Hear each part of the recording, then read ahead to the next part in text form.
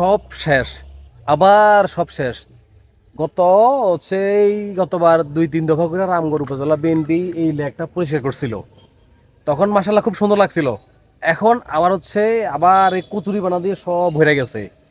এই লেকটা এত সুন্দর ছিল, যখন এখানে নৌকা ছিল, বোট ছিল, মানুষ আসতো এখানে ঘুরতো।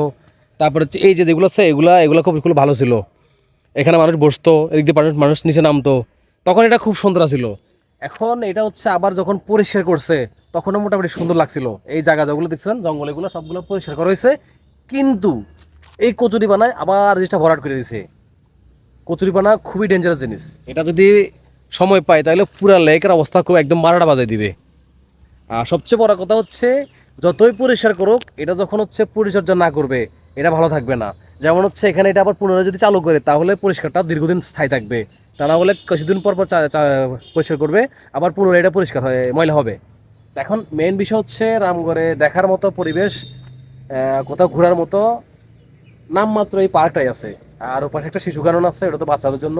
আর বিকেলবেলা মানুষ এখানে টুকিটাকি হাঁটতে আসে। এখন এটা যদি ঠিকমতো পরিষ্কার করা হয় তাহলে মানুষ এখানে সুন্দরভাবে সময় কাটাতে পারবে, ঘুরতে পারবে।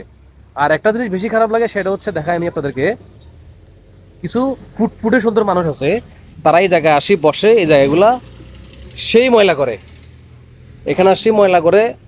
আমরা বাঙালি তো, আমরা খুব সুন্দর দেখছেন ময়লা কি পরিমাণ মানুষ এখানে ময়লা করে, এখানে আসে বসে খায়, তারপরে ময়লাগুলো এখানে পালা রেখে চলে যায়। মানে কি বলবো, আমাদের বাঙালিরা আসলে সবাই বলে, সবাই দেখছেন কি কি খাইছে সব দুনিয়ার ময়লা এখানে ফালাই থেকে চলে গেছে। এরা এই জাতি কখনো ভালো হবে না মনে হয়। চলো।